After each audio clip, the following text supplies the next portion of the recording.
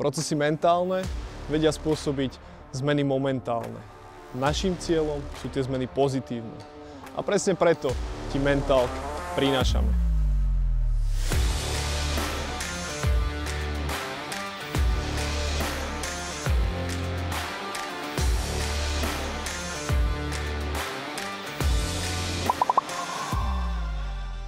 Ty si začala uvedomovať na sebe, že ťa limituje hlava. Ako si to vie človek tak na sebe uvedomiť? Veľa rodičov momentálne je až tak príliš benevolentných. Kritika nie je nikomu príjemná, ale ak ju viem dobre podať, tak ono to nemusí byť až také nepríjemné. Ahojte všetci, vítajte pri ďalšom dieli podcastu s názvom Mentalk. Dnes sa budeme spoločne so Zuzkou Pšenákovou baviť o rozvoji mladých športovcov aj z pohľadu prístupu trénerov, ale aj rodičov. Užívajte. Zuzi, vítam ťa v dnešnom podcaste nášho Mentalku. Teším sa, že si prijala pozvanie a že si dnes povieme nielen o športe, o športových výkonoch, ale aj o tom, ako to vnímaš ty a prispejeme mnohým športovcom, možno aj rodičom k tomu zlepšeniu ich rodinného, ale zároveň aj športového sna ich detí. Takže vítaj a na úvod by si nám mohla povedať, ako si sa ty dostala k športovej psychológii a čo ťa motivovalo na tej ceste pokračovať? Tak ahojte a ďakujem za pozvanie. Veľmi sa teším, že tu môžem byť.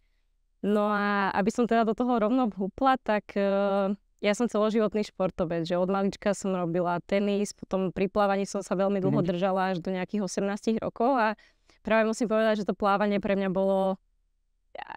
bola asi tá oblasť, kde som zistila, že sa chcem venovať športovej psychológii, pretože som sama na sebe cítila, ako mňa veľmi limitovala moja hlava, alebo naopak mi pomáhala a vždy ma to tak zaujímalo, že prečo to tak vlastne je a že robila som to tak nejako na náhodu, že ako to vyšlo, ale nikdy som nevedela, že ako s tým naozaj pracovať. No a potom som si vybrala teda odbor psychológie na Univerzite Komenského a stále ja vlastne nevedela o tom, že existuje športová psychológia, až počas toho bakalárskeho štúdia som zistila, že vôbec existuje, že niečo také je. No a pre mňa to bolo vtedy úplný taký sen, že spojiť si dve moje vášne, jedna je teda psychológia, druhá je šport.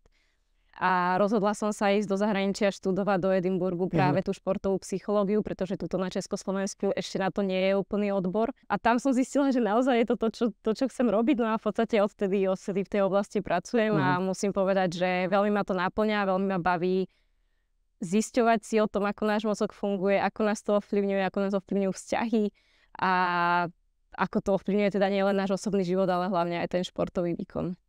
Super. A keď ty si začala uvedomovať na sebe, že ťa limituje hlava, ako si to vie človek tak na sebe uvedomiť? Tak ja som vedela, že napríklad, že mala som veľa natrénované, hlavne teda v tom plávaní, že ono je to taký celkom ako vytrvalostný šport, kde musíte veľa trénovať, aby ste dosiahli nejaké výsledky.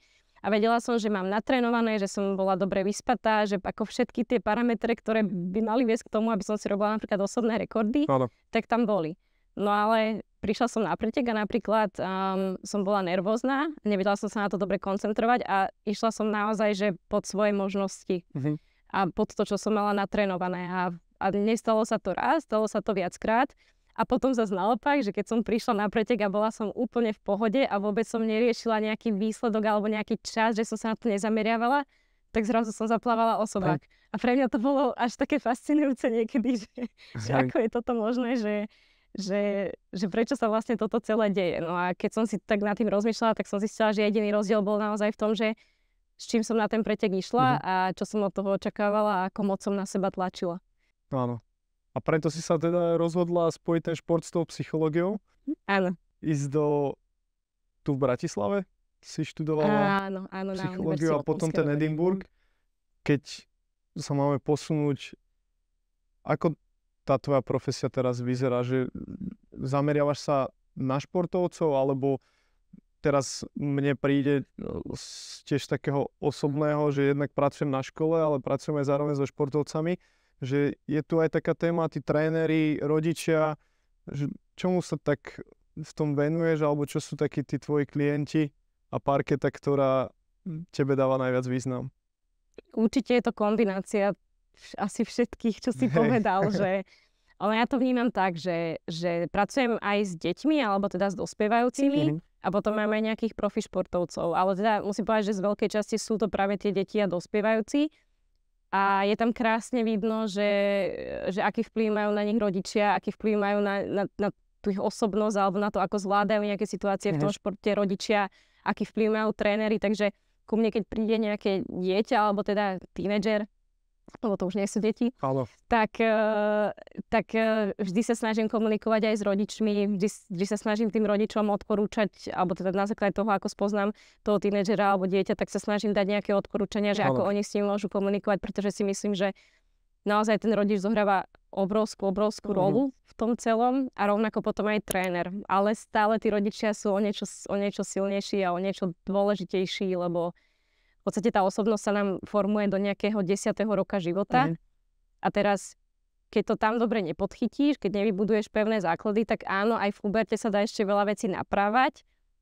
Ale keď to ani tam dobre nepodchytíš, tak potom už ten človek si to naozaj ako nesie do dospelosti a už tam vzniká problém, pretože už ten mozog sa viac ako konzervuje, ako keď sme deti a nie je taký flexibilný. Takže preto. A keby máme možno z toho pohľadu rodiča, keď vychádzame z takého mindsetu, že každý rodič chce pre to svoje dieťa to najlepšie. Jasné. Tak tie prístupy sa tam vedia líšiť. Možno byť príliš benevolentný alebo byť príliš taký kritický a prísny na ňo. Tak v tom želanom rozvoji z pohľadu športu svojho syna, dcery, čo je možno ten vhodný prístup? No, v prvom rade si myslím, že veľa vecí si ťaháme ako z našich predložlých rodín. Čiže aj naši rodičia majú svojich rodičov, od ktorých si oni odpozerali nejaké veci, a ktoré ako prenášajú potom na svoje deti. Čiže ono je to ako fungujeme, to ako vychovávame svoje deti je vlastne obrazom, alebo väčšinou je to obrazom toho, ako vychovávali nás naši rodičia. A zase ich rodičia, čiže naši starí rodičia, je to celkom také zaujímavé potom sledovať tie generácie. Ale teda, aby som odpovedala na tú otázku, že stretávam sa s takými dvoma extrémami.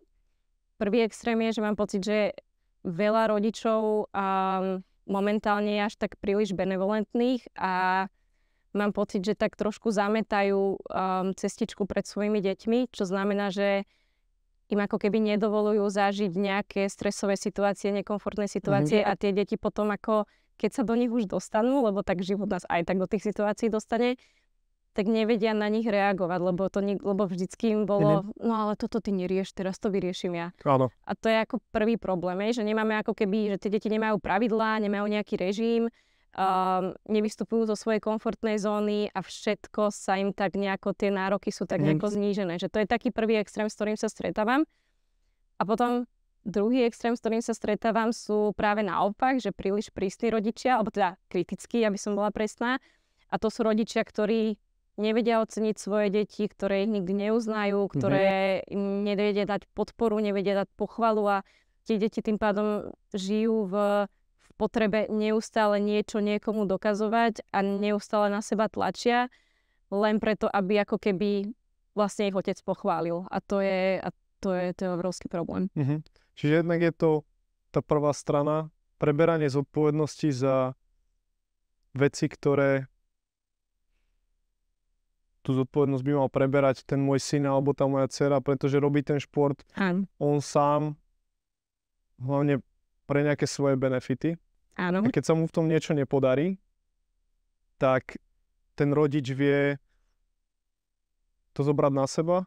A ty si hovorila, alebo si tak načetla o tom takom prežitku, že asi keď sa mu to niečo nepodarí, tak to vytvorí v ňom nejaké emócie. Áno. A ten rodič mu ho zoberie? Teda mu tie emócie čo s nimi spraví? Alebo máš taký, možno zo svojej skúsenosti z praxe taký príklad, ako toto môže vyzerať, aby sme to priblížili aj poslucháčov? Môže to vyzerať napríklad tak, že príde chlapec po prehratom zápase A teraz, ak máme napríklad ten prvý typ rodiča, čo sme hovorili, ten príliš benevolentný alebo taký až ako veľmi ochraňujúci, tak ak tomu chlapcovi ten zápas napríklad nevyšiel, tak príde a povie mu, že veď aj tak si bol najlepší na ihrisku, nemusíš sa ničoho báť, že aj tak na teba nikto nemá. A v tom dieťati tým pádom ako buduje nerealistický obraz o sebe. A to je rovnako nebezpečné, ako keď budujeme vlastne príliš negatívny obraz o sebe, pretože ak máme tu že pozitívna ilúzia vlastne, že ak žijeme v nejakej ilúzii, že teraz sme najlepší a že všetko zvládneme, no ono ten život nás prefacká a je to problém. Tedy už keď budeme musieť ísť do zamestnania alebo už keď dospejeme a budeme musieť riešiť nejaké naozaj osobné problémy, pri ktorých už nás tí rodičia neochránia, tak sa vlastne nemáme na čo spoľahnúť, lebo nikdy sme nečelili tomu neúspechu. No, to je zaujímavá informácia, pretože keď ten rodič mu povie, že aj tak si najlepší, tak on vlastne tomu dieťaťu, no ja by som povedal, že klame, pretože, alebo vychádza z toho, že to dieťa nevie, aké bolo v tom zápase a teda keď samé je smutné, tak ten smutok nastal na základe niečoho a tým pádom, čo tomu dieťaťu môže ísť vtedy v hlave, keď toto počuje od svojho rodiča?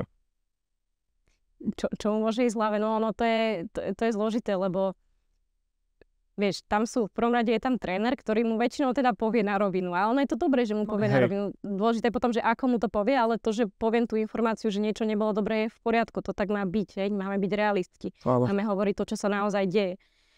Čiže je tam ten tréner, potom sú tam väčšinou aj spoluhráči, ktorí si niekedy vedia povedať rôzne veci. A potom je tam teda ten samotný hráč, ktorý už cca od nejakých, 10 rokov vie si aspoň ako tak vyhodnotiť, že či mi to dneska išlo, alebo mi to dneska nešlo. Potom zrazu príde ten rodič a úplne mu zoberie ako keby to, čo si môže z toho zobrať, že čo mohol robiť lepšie, ako na budúce môže spracovať nejakú prehru, že čo v tomto momente mi pomôže, aby som sa cítila lepšie. A toto mu zoberie a teraz ten chlapec môže byť z toho vlastne úplne zmetený a jasné, že je jednoduchšie veriť tomu otcovi, lebo veď kto by chcel čeliť nejakej kritike alebo niečomu negatívnemu. Len ono je problém potom to naozaj, že keď tam ten otec už nebude, tak ako on zvládne tú situáciu celú. Čiže on nemá takú tú zručnosť potom, alebo schopnosť vybudovanú, že tam to za ňo spraví otec. Presne. Alebo teda rodič. A potom, keď to prestane robiť, tak sa niečo v tom zmení. A ty si načrtla a spomenula si aj trénerov, spoluhráčov v tej komunikácii športovca, ktorá môže byť okolo neho, tak to už sú, dá sa povedať, 3 veci, ktoré do toho spadajú a keď ten športovec má asi nejaký názor sám o sebe, vedia ho mať spoluhráči, teda ten tréner a rodič, tak aká miera z tvojej skúsenosti by tam mala byť toho rodičovského prístupu ako vstupov do hodnotenia a zasahovania toho, čo sa dialo, ako by to malo možno aj vyzerať? Rozumiem. A myslím si, že veľkú časť toho nejakého hodnotenia výkonu by mal naozaj preberať ten tréner. Teraz otázka je, že ako, samozrejme, k tomu sa môžeme dostať, ale to by som na teraz nechala tak. Áno. Čiže myslím si, že naozaj ako ten tréner je úplne najkľúčovejšia osoba, čo sa týka hodnotenia výkonu, lebo on jednak vie, že čo trénujú, čo od tých hráčov chcel, na čo si teraz dávajú pozor, čo možno ten rodič nevie. A keby vlastne rodič spravil to, že až príliš hodnotí to dieťa, tak čo sa deje? Tak zase ten chlapec môže byť z toho zmetený, že tak tréner mi hovorí, že ja mám robiť A otec mi hovorí, že ja mám robiť B a potom chcem ako keby potešiť obidvoch, alebo teda nesklamať obidvoch, ale neurobím ani jedno, ani druhé. Čiže ja si myslím, že tréner by mal byť určite ten, ktorý hovorí a teda hodnotí výkon a rodič je tam vlastne od toho, aby ako keby pridával cenu tomu, čo ten tréner hovorí a čo robia na tom tréningu. Čiže keď napríklad chlapec príde domov, tak môže sa ho otec spýtať, že no čo ste sa dneska naučili na tréningu alebo v čom si sa zlepšili, na čom ste pracovali. A ten chlapec mu povie, no tak učili sme sa napríklad takúto kľúčku a ten otec mu povie, aha, no tak poď mi to ukázať, že ako to je, že poďme to naučiť. teraz chlapec mu to ukáže a otec mu povie, no tak to je paráda, super, už sa teším, ako to uvidím na zápase. A ten rodič vlastne dáva ako keby cenu, váhu tomu, čo sa na tom tréningu deje. Lebo keby ten chlapec prišiel domov a napríklad rodičia sa ho neopýtajú na tréning alebo na zápas, že ako sa mal a čo tam zažil a aký bol ten zápas, ani nie z pohľadu toho výsledku, ale naozaj tých emócií a čo sa naučil a tak keby toto neprišlo, tak vlastne v tom dieťati sa vytvára jasný predpoklad, že rodičov to nezaujíma, takže asi ich nezaujímam jednak ja, že to, čo mňa baví, a jednak asi ten futbal alebo hokej, jedno, nie je možno až taký dôležitý. Čiže tréner by tam mal ako byť z hľadiska toho výkonu a rodič dodáva cenu tomu, čo sa na tom tréningu a na zápase deje. Čiže to skôr tak zisťovať a hľadať v tom dieťati, zatiaľ čo keby ten rodič tam pretlačal niečo skôr svoje. Áno. A tým by mohol keby aj znehodnocovať to, čo majú s trénerom alebo celkovo s tímom nastavené. Aj o tých tréneroch, to je celkom téma. Je.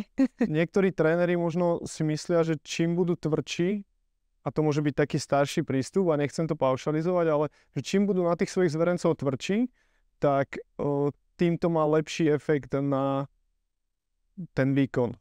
Či tímový, alebo keď je ten tréner pre individuálneho športovca, tak individuálny. Ako by sme teraz možno si vysvetlili, že či je to pravda, ak áno, tak do akej miery? No, stretávam sa s tým aj ja veľmi často. Stretávam sa zároveň aj s frustráciou tých trénerov smerom k deťom, že oni sú vlastne frustrovaní z toho, že tie deti sú rozmaznávané a že ako keby stále počúvam, že zvládnu menej, ako zvládli oni. Hej. A na jednej strane to môže byť ako pravda, že to je to, čo sme spomínali, že tie deti dneska tým, že aj majú všetkého dostatok, tak im niekedy chýba schopnosť o niečo usilovať, o niečo sa pobiť, na niečo počkať. Čiže taká trpezlivosť a frustračná tolerancia je naozaj u týchto detí ako nižšia, ale je to na základe toho, aká je teraz tá doba. A teraz tá doba už sa nezmení a je na nej zase zároveň ako veľa pozitív. Že nechcem byť iba taká negatívna, ale myslím si, že táto doba má aj veľa pozitív. Ale áno, že stretávam sa s tým, že tréneri sú z tohto frustrovaní a potom teda ako keby chcú v tých športovcoch vytvoriť tú odolnosť. Ale ono to tak nefunguje, že vlastne je to mýtus, že áno, veď kritizovať treba. Hovorím, že nie som zastanca neustáleho hladkania a že teraz všetko bolo dobré a tak ďalej, ale strašne dôležitý je ten spôsob, ako to poviem. Čiže čo vždy radím je, že áno, buďte k tým deťom úprimní, ale ako keby je dôležité, aby ste vytvárali prostredie, kde nie je strach z toho, že tú chybu spravím, alebo že sa mi niečo nepodarí, alebo že prehrám. No v tom je ako keby ten rozdiel, pretože ak toto vytváram v tých deťoch, tak no čo sa mi stane? No tak keď budú nejaké dôležité zápasy, dôležité momenty v tých zápasoch, tak tie deti vlastne nezvládnu. Pretože sa boja toho, že no ale čo mi potom povie tréner, keď teraz spravím chybu, ešte teraz, keď je vyrovnané a potrebujeme dať napríklad gól a ja som netrafil čistú šancu. A keby som v tomto máme takže pozrieť aj na ten pohľad viac trénerov, ale aj rodičov, tak keby máme vytvoriť z toho taký príklad, že čo keď ten tréner, keď chce byť kritický, ako tú kritiku tomu mladému športovcovi podať, ako začať alebo ako skončiť a zároveň potom aj z toho pohľadu rodiča. Keď chce byť na toho svojho syna a dceru kritický, tak čo sú tie parametre odovzdávania toho kritického hodnotenia? Jasne. Začnem tak zoširoka, že čo sa týka spätnej väzby celkovo, že jedno, či je to pochvala alebo je to kritika, tak úplne najdôležitejšie je, aby to bolo čo najviac konkrétne. Zase, čo to znamená? Že namiesto toho, aby som povedala, že dneska si hral dobre, tak musím povedať, že ale čo bolo dobre, ktoré konkrétne situácie som dobre vyriešila, čo mi naozaj išlo. Išlo mi, ja neviem, získavala som dobre loptu v súboji, alebo som bola napríklad odvážna 1-1, čo bolo vlastne konkrétne dobré to, čo mi išlo. Že to je ako keby prvá vec, čo je dôležité, taká zásada pri spätnej väzbe. A je jedno, či som tréner, rodič, to je v podstate úplne jedno. Druhá taká zásadná vec je určite tá realita, že čo som hovorila aj predtým, že treba byť tej spätnej väzbe realistický. Čiže naozaj popisovať, ako keby to objektívne popisovať to, čo sa vlastne stalo a čo najviac konkrétne. Čiže aby som neklamal tomu dieťaťu. Áno, presne. Ako, že aj keď je niečo nepríjemné, alebo teda kritika nie je nikomu príjemná, ale ak ju viem dobre podať, tak ono to nemusí byť až také nepríjemné.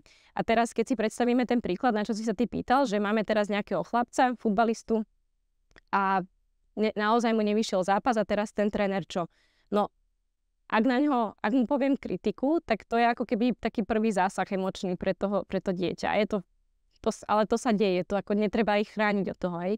Ale keď to poviem s krikom, tak to je si predstava ako umocnenie na druhú, že proste to je oveľa väčší zásah na tú psychiku. A keď ešte ho napríklad pritom zhodím pred celým mužstvom a úplne ho ponížim, tak to je ako keby trikrát takého zlé, ako keby som mu iba povedala, že čo bolo zlé. Čiže ak tú kritiku podávam, tak áno, čo najviac konkrétne povedať, že čo sa udialo, ale snažiť sa byť pritom ako emočne neutrálny. To je pre mňa také najdôležitejšie, že povedať tú kritiku vlastne tak láskavo, tak ako empaticky a vtedy si ten človek väčšinou, aj to dieťa si to vie zobrať k srdcu. Ono zas s tým sa stretávam je, že ešte väčší problém je, keď napríklad ten tréner vôbec nekomunikuje a tí športovci vôbec nevedia, na čom sú. To si myslím, že je ešte dokonca ako horší problém ako toto. Takže na rovinu, úprimne, čo najviac konkrétne, ale pritom ako povedať to tak nejako, ak nie láskavo, tak aspoň emočne neutrálne. A posledná vec, taká posledná zásada, čo je, si myslím, že, alebo tá, čo je dôležitá, si myslím, že je, aby tá kritika bola v silách toho športovca to napraviť. Čiže keď niečo kritizujem, tak by malo byť v silách toho športovca to napraviť.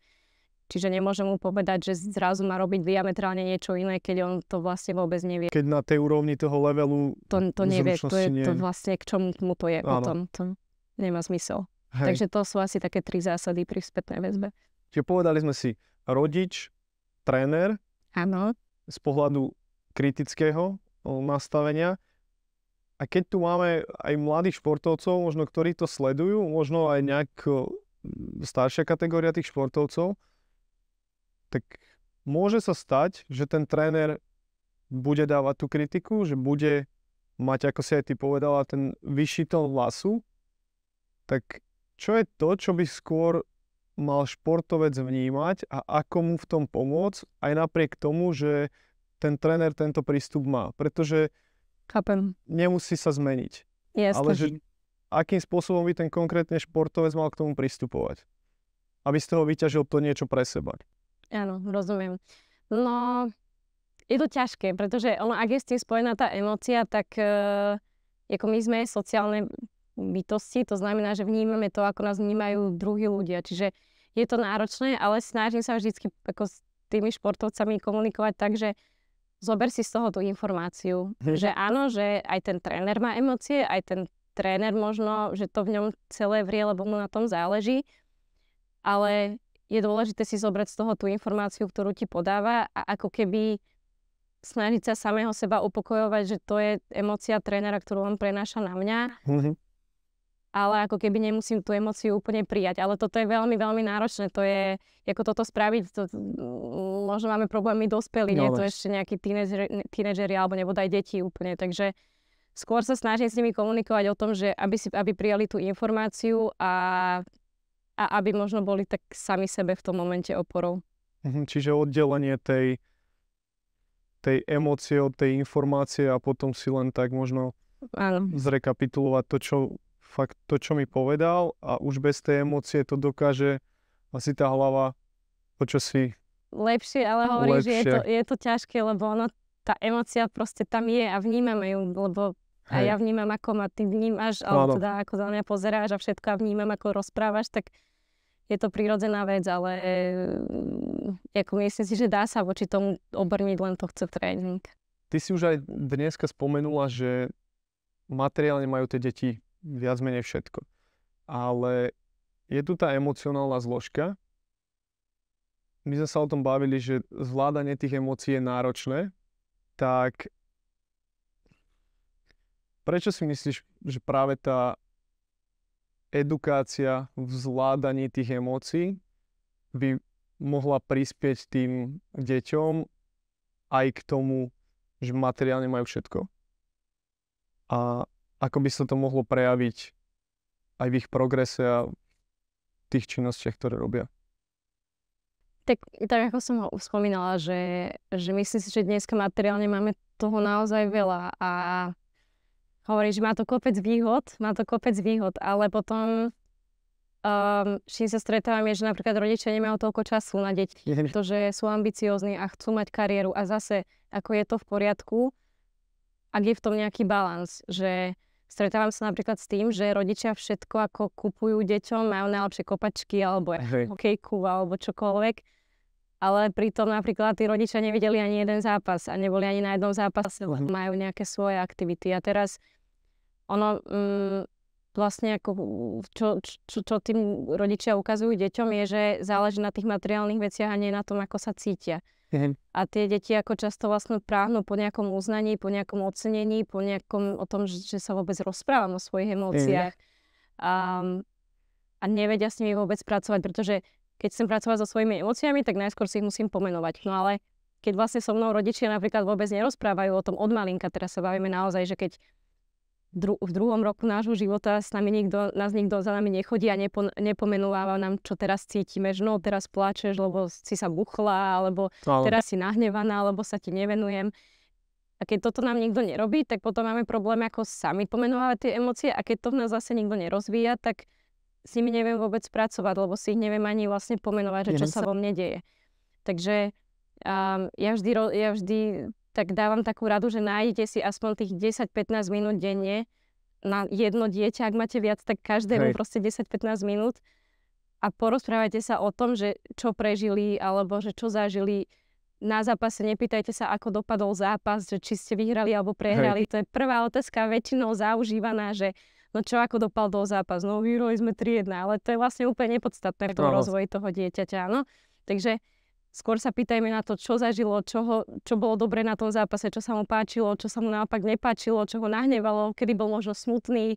Áno, že to sú otázky, ktorými rozvíjame tú emočnú inteligenciu a ja si stále myslím, že tá emočná inteligencia pre život je ako možno aj dôležitejšia ako to IQ. Áno, lebo v konečnom dôsledku to, čo rozhoduje o našej životnej spokojnosti, sú naše vzťahy a naše vzťahy samozrejme sú založené na tom, ako vieme komunikovať o svojich emóciách a o svojich potrebách a je to potom celý taký kolobeh. Teraz mi počas toho, ako hovoríš, napadlo aj v intre tohto podcastu máme také vyjadrenie, že procesy mentálne vedia spôsobiť zmeny momentálne a do tých mentálnych procesov spadá aj tá emócia, že keď sa nejako cítim a dokážem si to uvedomiť, či som v tom nahnevaný, alebo som v tom smutný, alebo som v tom proste úplne v radosti a dokážem si to uvedomiť, tak buď v tom viem pokračovať, že teším sa, tak mám teraz priestor na to sa tešiť, alebo som smutný, že som predchádzajúcu prihrávku pokazil, ale viem si to v dostatočnom čase uvedomiť, tak keď si to rýchlo uvedomím, tak na tú ďalšiu akciu viem byť pripravený a viem sa dostať skôr do toho, čo je pre mňa dôležité. A ako z tvojej praxe možno v tomto tým športovcom vieš pomôcť, aby si to dokázali uvedomiť? Sú nejaké techniky alebo máš také postupy, ktoré... Áno, jasne, ako to, že myslím na to, čo všetko zle som pokazila, tak to je taký asi bežný, štandardný problém v odzovkách.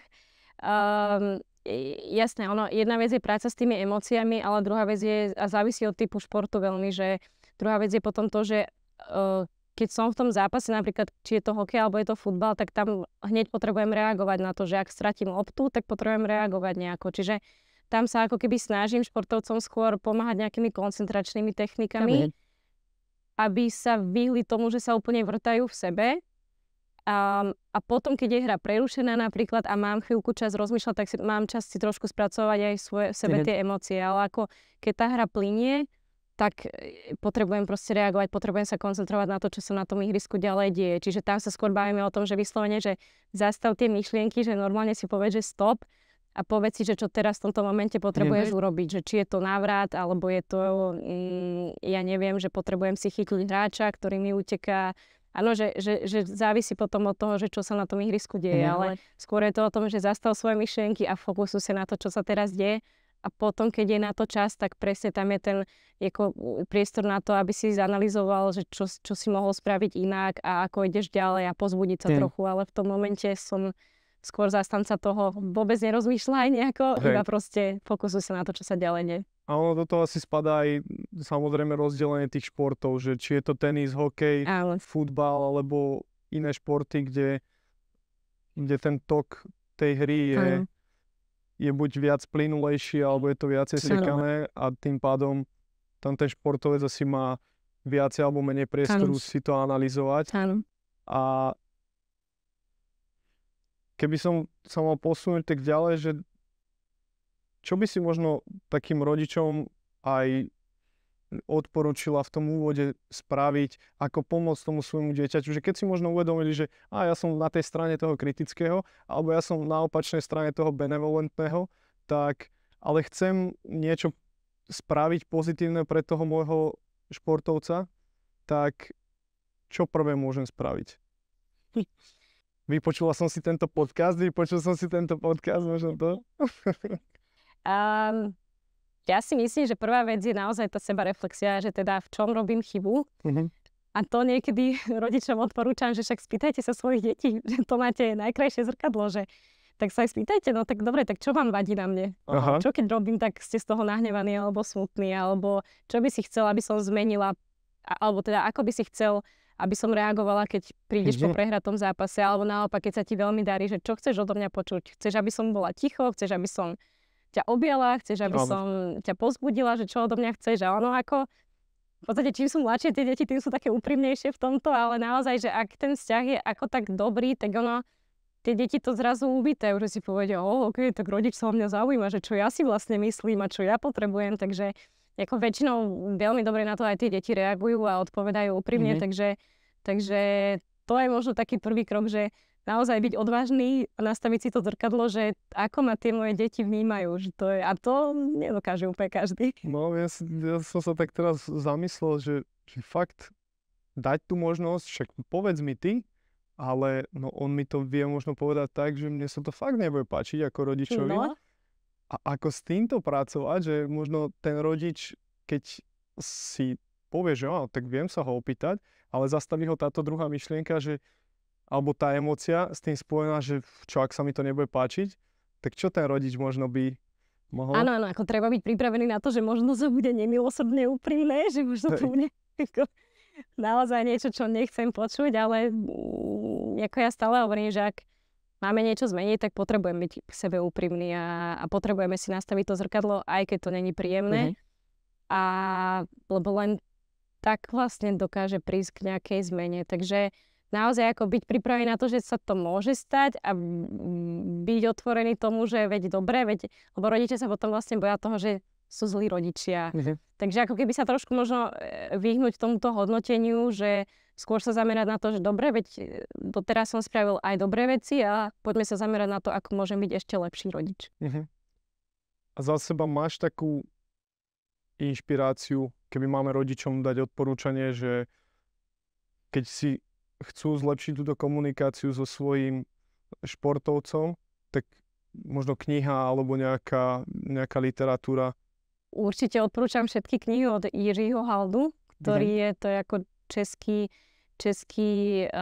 psychológ, ktorý sa zaoberá hlavne, alebo teda on není presne psychológ, ale pracuje s rodinami, skôr taký konzultant a zaoberá sa rodinami a deťmi a je naozaj ako perfektný, takže za mňa Jiří Halda, jeho kniha sa volá Maličkosti a potom ešte má jednu, teraz si úplne presne nespomeniem na ten názov, ale teda určite si to ľudia dokážu dohľadať, takže tam je veľa o tom, ako fungujú deti, o tom, čo potrebujú a o tom, ako rodičia im to môžu dať.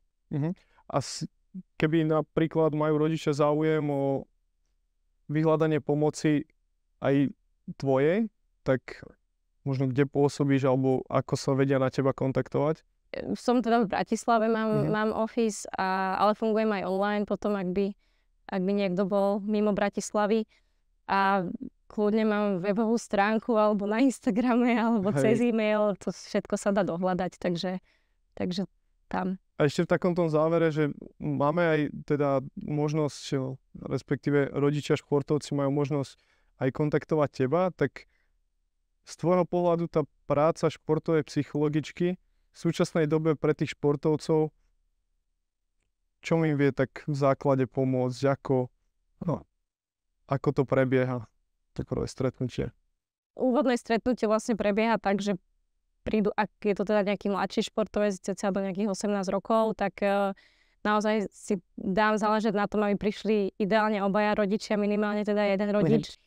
A vždy sa tak rozprávame o tom, ako o tom športovcovi. Som aj sama s tým športovcom, som aj sama s rodičmi, že si tak prejdeme, že aká je vlastne tá situácia a čo momentálne oni riešia, lebo väčšinou už keď sa ozvú, tak prídu s niečím konkrétnym. A potom na tom pracujeme a tá práca závisí, že niekedy je to kombinácia vlastne práce s rodičmi a práce s tým športovcom, niekedy je to čisto práca so športovcom. Pri mladších deťoch je to práve, že skôr práca s tými rodičmi. Do nejakých 12 rokov je to skôr o tých rodičoch, než o mojej práci s tými deťmi. Takže takto prebieha. No a za mňa sú dve hlavné oblasti, ktorým sa venujem. Jedna, a teda pre mňa tá dôležitejšia, je osobná pohoda, čiže to, aby naozaj to dieťa ako v tých vývinových obdobiach, ktoré má, tak aby vyvinulo, aby sa rozvinulo to, čo je treba, aby sa rozvíjalo. Čiže ako prvý cieľ je taký ten zdravý vývin toho osobnosti toho športovca celkovo. A potom áno, ako tá druhá zložka je v podstate tá výkonnostná, a to je to, že ako sa pripraviť na ten zápas, ako zvládnuť nejakú nervozitu, ako potom sa koncentrovať v zápase, ak sú nejaké dôležité momenty a akurát mi to nejde, ako si potom vyhodnotiť ten zápas, čiže veľa sa bavíme o koncentrácii, sebavedomí, emóciách, motivácii v konečnom dôsledku, takže asi toto sú také hlavné témy. Super, ďakujeme. A ešte máš na záver také ty nejaké svoje posolstvo, ktoré by si možno chcela dať tým, o ktorých sme sa bavili, či trénerom, rodičom, alebo samotným športovcom a deťom? Teraz skôr k rodičom a k trénerom, že chcela by som iba tak povedať, že aby na prvom mieste mali vždy ako blaho tej osobnosti toho dieťaťa. A teraz hlavne k trénerom, ktorí si vlastne vždycky ospravedlňujú to, že no ale veď ja som tu od toho výkonu. Áno a zároveň nie, lebo koľko detí v konečnom dôsledku, čo športuje, tak to dotiahne do profi športu a reálne sa tým živí. Hej. To je, neviem, bola taká štúdia, myslím, že to bolo pod 1%, alebo naozaj, že to bolo málo nízke percento, takže v prvom rade ako ten šport je na to, aby sme pripravili to dieťa na život. A ten šport je super na toto, ale keď to využijeme v zlom, že teraz na to dieťa tlačíme a iba ho kritizujeme, alebo naopak hovoríme mu teda, aké je perfektné, tak ho nepripravíme v podstate na ten život. Čiže vnímajte ten šport ako niečo, kde sa to dieťa môže naozaj ako naučiť zvládať stres, naučiť zvládať prekonávať nejaké prekažky a na prvom mieste by vždy mala byť podľa mňa tá osoba a tá osobnosť toho športovca. A potom áno, je to ten výkon. A v tej dospelosti sa to môže trošku tak akože prehúpnúť, ale to už sa bavíme o tom profi športe. Ale aj tam si myslím, že je dôležitý ten vzťah a to, že ako zaujímam sa o teba aj ako osobu, nevnímam ťa iba že si nejaký stroj na výkon. No. Takže to je asi smerom k rodičom a k trénerom. A teda samozrejme to, aby si neuplatňovali svoje ambície na tých deťoch. To je asi taká, aby mali svoje emócie vždycky pod kontrolou. A smerom k deťom alebo teda k športovcom, tak len ich chcem tak motivovať k tomu, aby sa možno zaujímali o túto mentálnu prípravu, pretože možno to vnímaš podobne, že je to stále mladá oblasť na Slovensku, že sa to rozvíja a sú voči tomu niekedy aj také obrany, že čo to je, že to tam nejakí blázni chodia alebo tak, ale nie je to tak. Ja si myslím, že je to prirodzená súčasť už toho rozvoja ako v tom západnom svete už v kluboch sú týmy športových psychológov, nie to jeden vôbec nejaký. Takže ich možno tak motivovať k tomu, aby si o tom hľadali, počúvali takéto podcasty, počúvali aj iné podcasty, ktoré sa tomu venujú a aby na tom začali pracovať, lebo si myslím, že je to v tom výkone je to vlastne veľmi dôležité, že či sa viem na to dobre v hlave nastaviť alebo nie. Super, Zuzi, ďakujem za to, že sme to takto mohli rozobrať, pretože nie je to jednoduchá téma a zároveň obsiahnuť aj v tomto čase, ktorý si tu na podcast dávame, všetko a dopodrobná je veľmi náročné, ale som rád, že sme to tak načrtli. Verím, že to bolo dostatočne zrozumiteľné a nájdete si v tom to, čo je pre vás dôležité. A ja chcem hlavne tebe poďakovať, že ty si prvá žena v podcaste, teda v tomto mentálku, tak sa z toho teším, že doteraz to boli iba páni, chlapi a Zuzka je prvá účastníčka nášho podcastu. Tak ešte raz ďakujem. Ďakujem veľmi pekne a bolo mi cťou teda byť prvou ženou v tomto podcaste a verím, že si z toho niekto niečo zoberie do života. Super, díky. Ďakujem. Práve ste dopozerali diel, kde sme sa spolu so Zuzkou Pšenákovou rozprávali o rozvoji mladých športovcov aj z pohľadu prístupu rodičov a trénerov. Verím, že ste si tento rozhovor užili a že ho odporúčite aj svojim známym. A vďaka za vás. Užívaj. Sí!